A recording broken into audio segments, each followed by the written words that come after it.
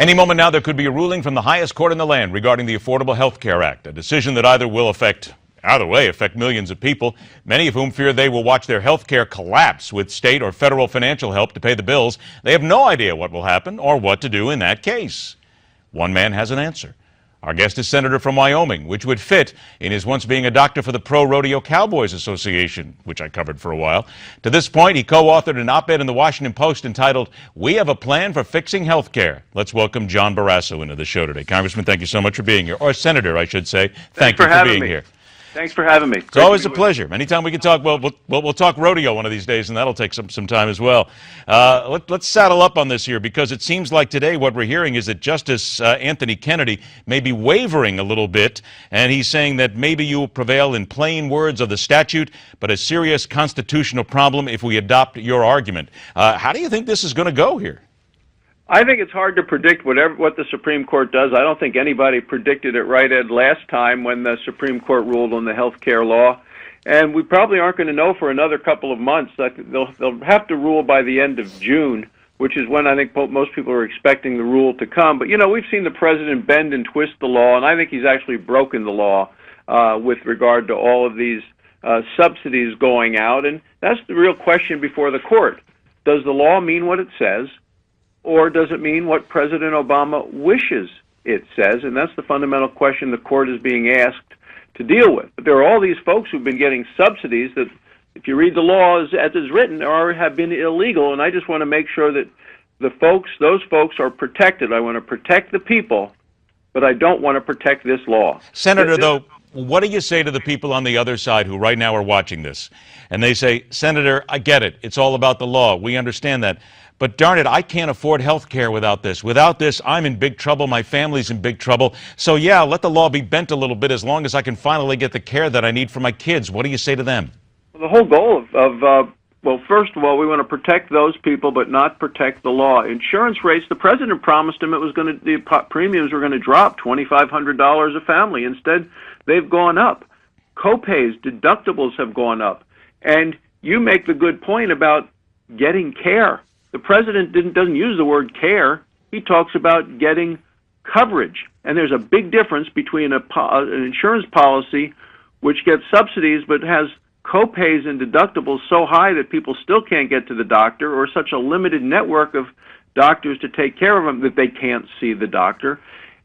Plus, all of these mandates, Ed, are the things that are really driving up the cost. When the president decides that he knows better than you know what's good for you or your family, we got trouble in this country.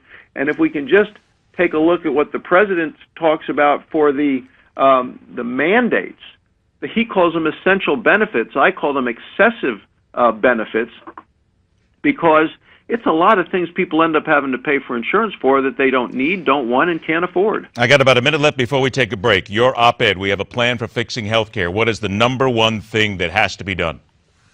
Well, we need to lower the cost of care.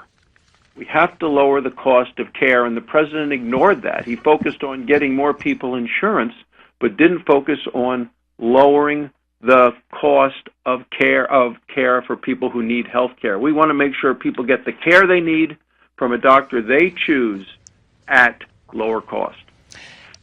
And will it work is what people want to know. Can it snap into effect right away if the Supreme Court says done?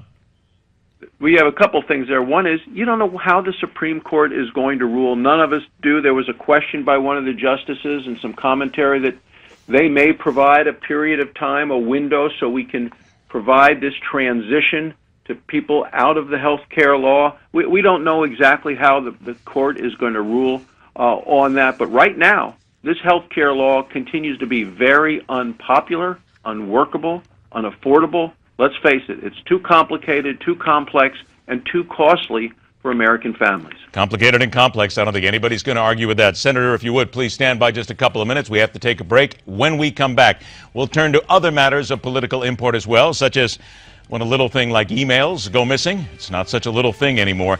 That and much more. We'll again focus on another part of Obamacare when we come back. Close things out right here on the Thursday edition of MidPoint, where we question everything.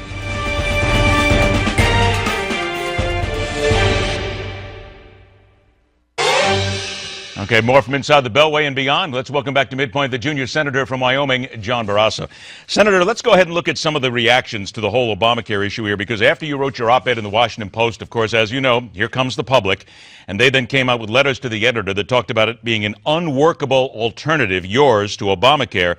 So I don't know if you saw this, but they basically said that sometimes big government is not only good, but it is essential. How do you react to something like that when people want the government in their face? Well, as somebody who's practiced medicine for 25 years in Wyoming, I think as a conservative, to me, the more big government you have, the less freedom you have. I think the more decisions made at the local level, the better. But there are people that believe in the power of big government, but you look at what happened with this health care law. Across the board, it is viewed as unpopular. More people are opposed to it and wish it were repealed today as we approach the 5-year anniversary.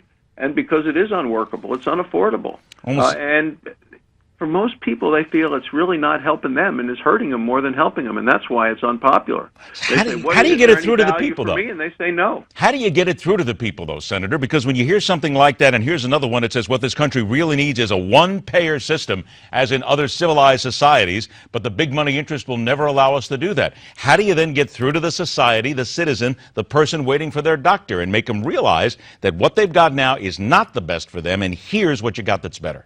Well, a single payer gives you Canada, gives you Great Britain, and I've operated on people from Canada that have come to Wyoming for me to take care of them because they couldn't afford to wait long enough for their free operation. So there are costs in limited care, long lines, and I think we're heading that way in the United States. But, there are a lot of people, Ed, and I believe Democrats and liberals, that realize that Obamacare was likely to fail, and they were hoping it was just a bridge to a full British-type or Canadian-type system.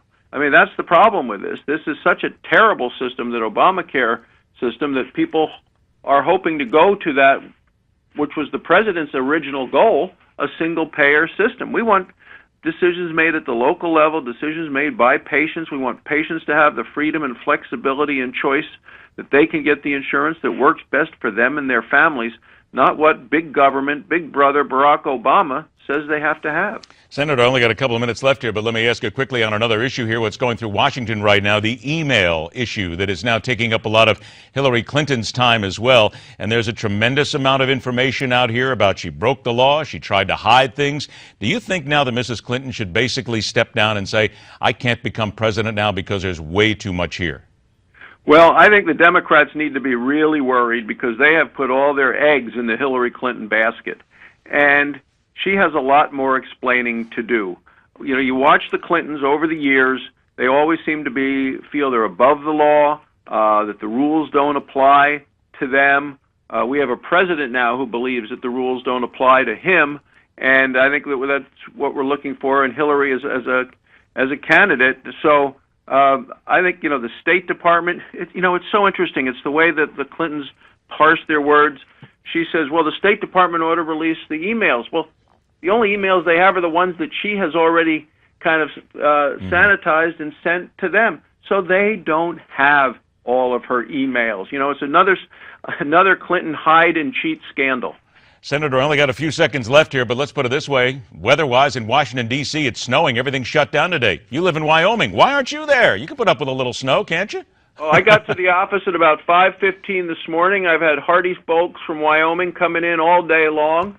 I'm in the office right now, and so is a significant number of my staff, and we continue to meet with people from Wyoming. See that? You need to get out there and tell people that, go ahead, don't worry about it. It's just a little snow, right? Come on to work. We can still govern, right? Well, we are hardy folk in Wyoming, and those people that are in Washington, D.C. are getting around and coming to the office, and I'm happy to see each and every one of them. There you go. Good to see you as well. Senator, it's a pleasure to have you on the show. Thanks so much for joining us. I look forward to the next time we speak. Thanks, Ed. All right, take care. There you have it. We'll continue to watch the Supreme Court, the weather, and so much else. And I know it's so easy for me to say because it doesn't snow where we are. I'm sorry, I didn't mean to say that. It's 82 degrees today. Rock on, true believers. Please don't hate me for that. Also, don't hate me for the fact that tomorrow's Friday. We'll close out the week with another edition of the only show that questions everything. This is Midpoint.